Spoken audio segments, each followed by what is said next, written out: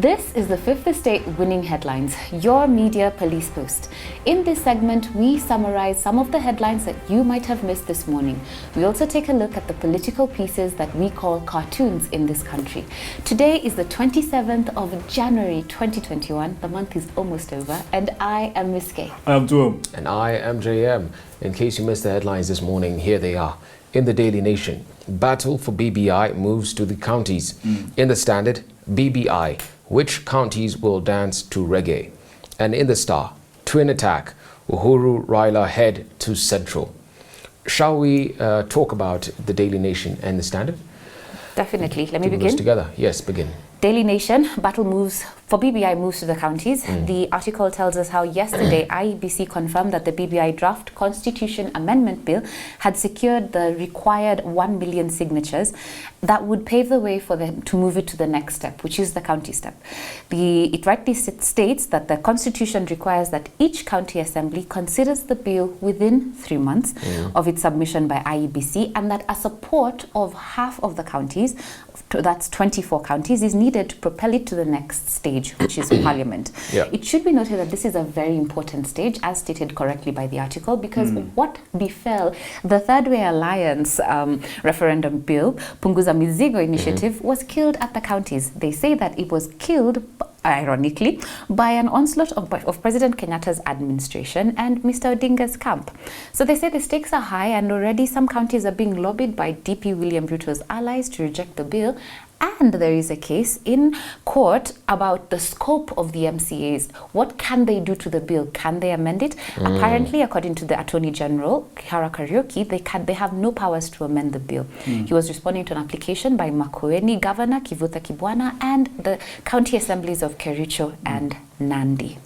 Yes, those county assemblies should go and formulate their own bill and see it through. Yes, and this case, you mentioned the Punguza Muzigo bill. Yes. That's what was shut down. Yes. It was simply shut down because it did not have the support of the system and the deep state.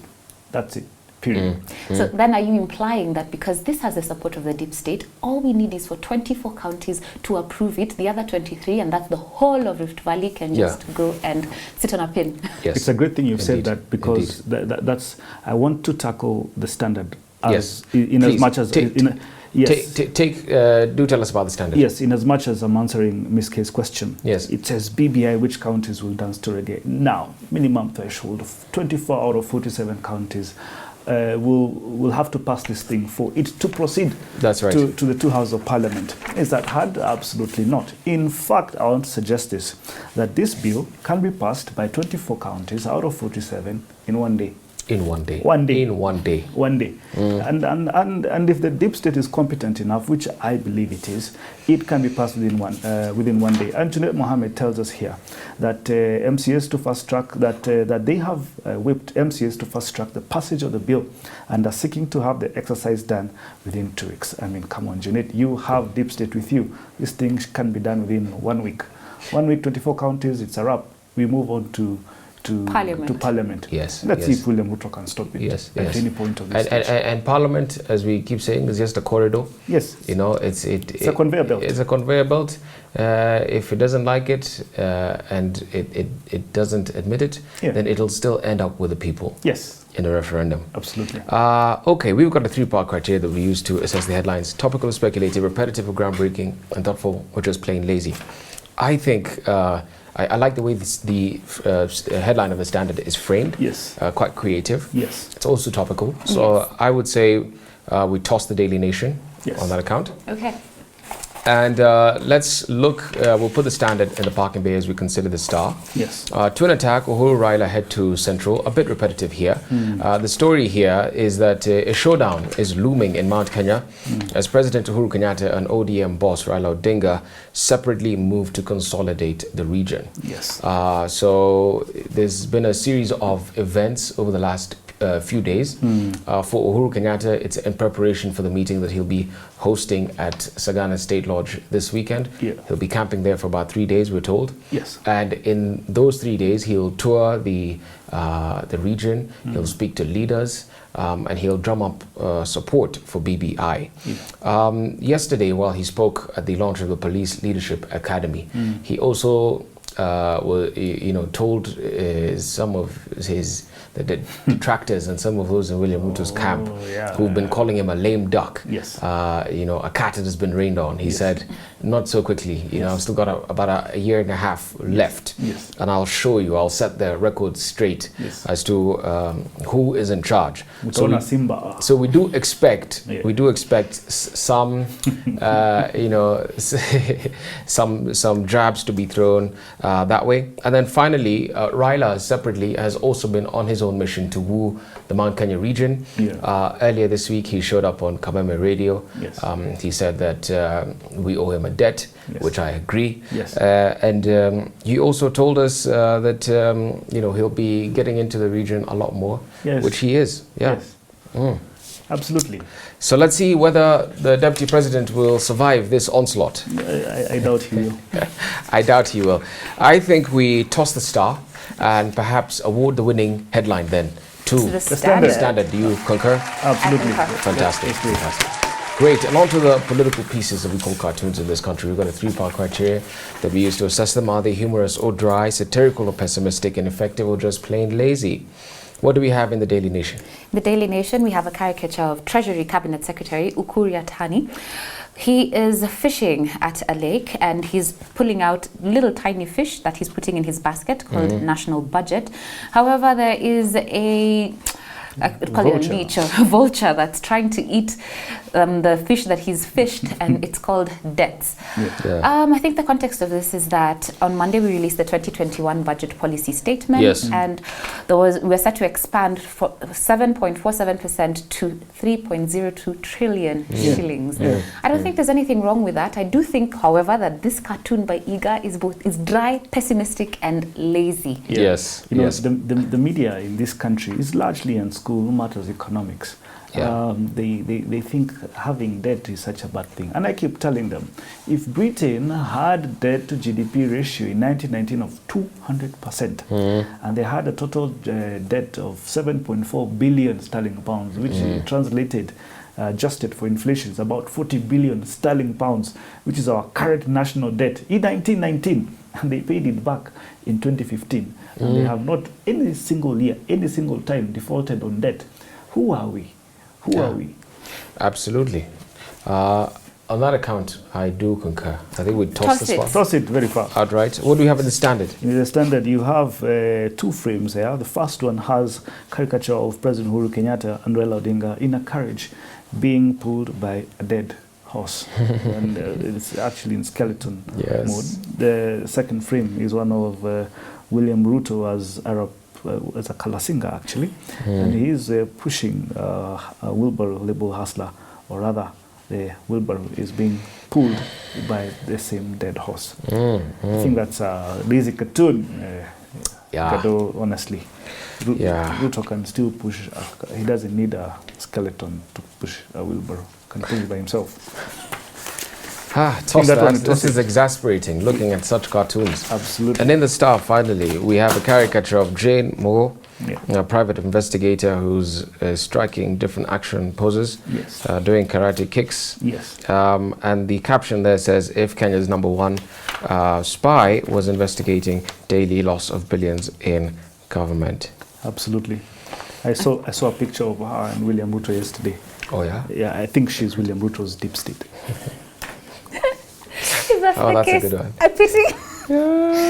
Well, I have to say that I was very, it was hilarious and annoying simultaneously to watch the BBC Africa documentary, Kenya Spy Queen. I mean, I don't know whether they were making fun of her or showing her or showcasing her. I couldn't decide. I mean, how can BBC, British state broadcaster, run such rubbish? That was a commercial. That was an advert. But anyway, let people make money how they want to.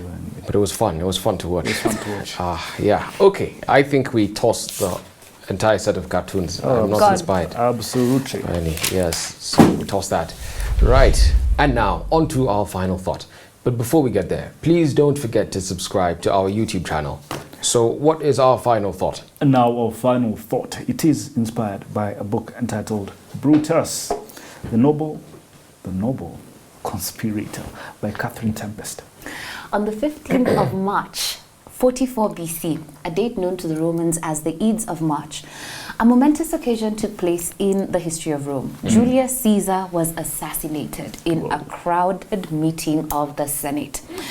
In the months leading up to this assassination, Julius Caesar, who used to be the head of the army, had accepted the title of Dictator Perpetual, dictator for life, as well as other honors and titles. And there was a rumor that he was going to make himself king, a self-appointed king, and that word was not allowed in the Roman Republic and political ideology.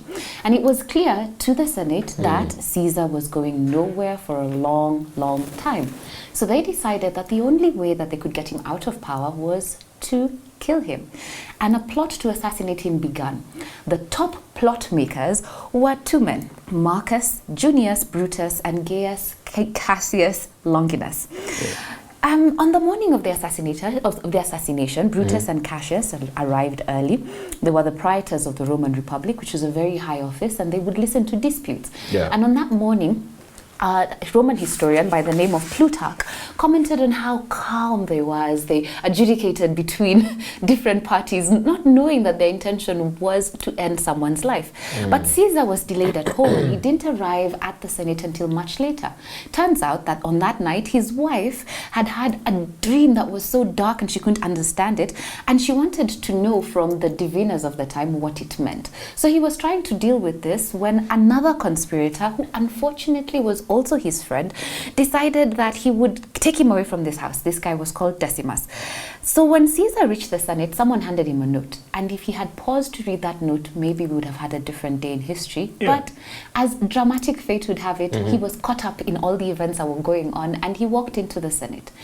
A different man, Tullius, approached him and tried to talk to him, trying to plead for his brother who Julius Caesar had banished from the Republic. But then he reached out and wrenched the toga from Caesar's shoulders, and that opened the way for everyone to start attacking him. It was a very bloody and chaotic affair, as has been depicted in art and in stories told of these events thereafter.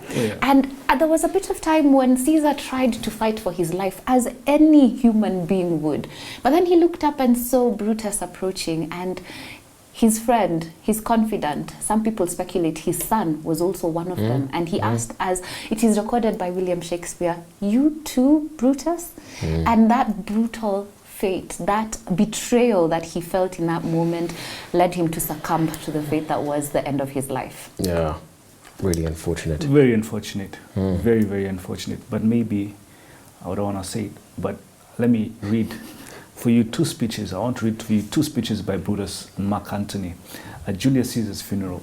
Now, both addressed the plebs after Antony was done. The crowd bayed for the blood of the assassins. The speeches are from Julius Caesar's play, from Julius Caesar by a play from a play by William Shakespeare. Now, I'll begin by Brutus' speech. Now, Romans, countrymen and lovers, hear me for my cause, and be silent, that you may hear. Believe me for my honor, and have respect for my honor, that you may believe. Censure me in your wisdom, and awake your senses, that you may be the better judge. If there be any in this assembly, any dear friend of Caesar's, to him I say that Brutus' love to Caesar was no less than his. If then that friend demand why Brutus rose against Caesar, that is my answer.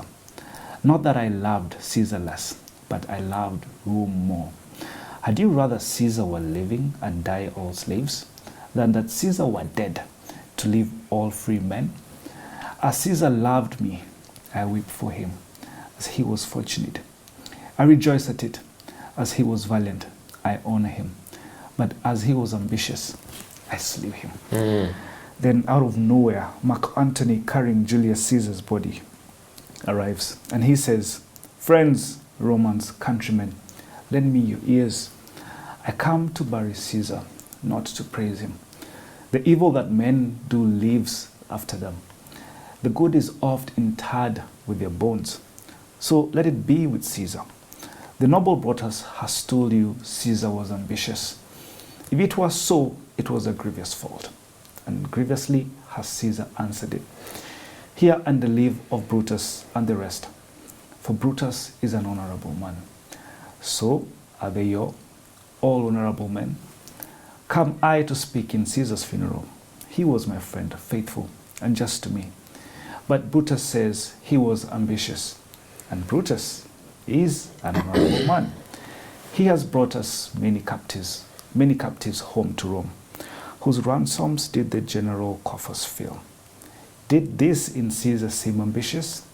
When that the poor have cried, Caesar has wept. Ambition should be made of sterner stuff. Yet Brutus says he was ambitious, and Brutus is an honorable man. What are we saying here? There is a man sitting right now somewhere in Karen that has uncanny similarities with Brutus. This man has told us that his boss's government has failed, and only he can save Kenya and hustlers. He hasn't done a Brutus yet, but what if he or anyone else close to him has contemplated it? If a sniper's bullet was found 500 meters across from Uhuru Kenyatta's podium in 2019 during a national ceremony in Mombasa, who was it meant for? A Twitter account believed to belong to David Day, in response to a user called Moniki's Gather's question, asked, what RUTO or what should RUTO do to stay afloat? You know what David Day responded? Murder his boss. The man in Karen should be watched very carefully. Wow. And Brutus was an honorable man. And Brutus was an honorable man. Yes. Now, let's get into the subject of what the reasons that Brutus had to kill Julius Caesar. And as you've said too, in that speech that he gave at the funeral of Julius Caesar, he said, not that I loved Caesar less, but I loved Rome more. So we're told that Brutus was an idealist. Yes. Now, this is the only reason for which Brutus, who was a dear friend of Julius Caesar, conspired to murder and stab him to death in the Senate. Brutus believed that in killing Julius Caesar, he would save Rome from what he deemed to be Caesar's tyranny, and tyranny more generally speaking. But as it turns out, this was a costly and short-sighted mistake.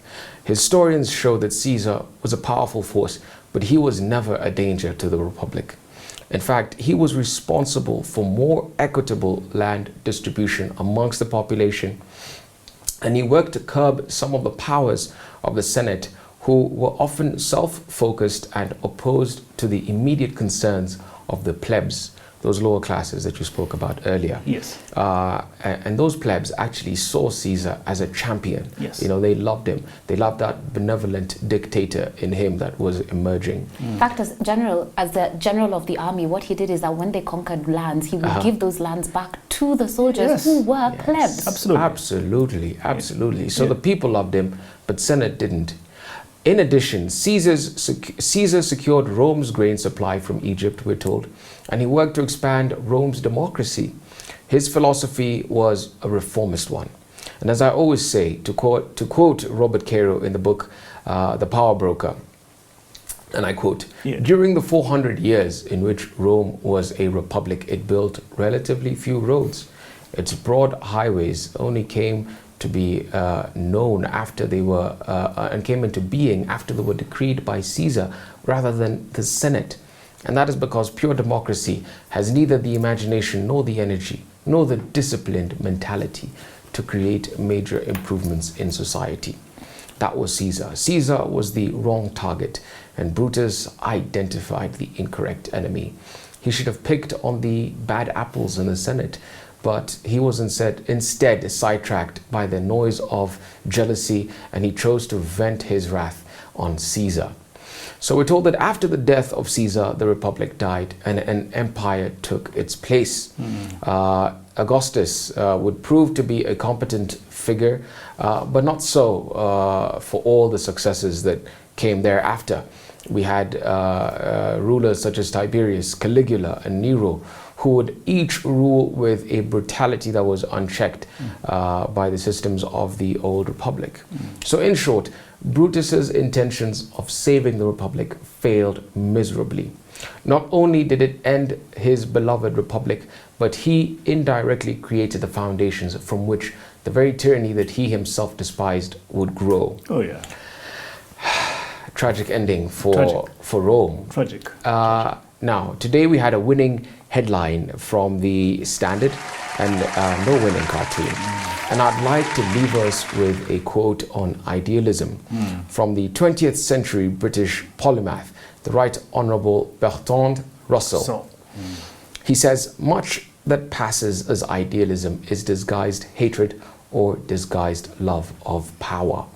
And I want to believe that was actually what was deep inside Brutus's heart. He was jealous. Jealous and a love for power. Absolutely. And to him, I know what's in your mind. Just say it. Absolutely. Someone. It's someone stays in current, and I hope he's watching us.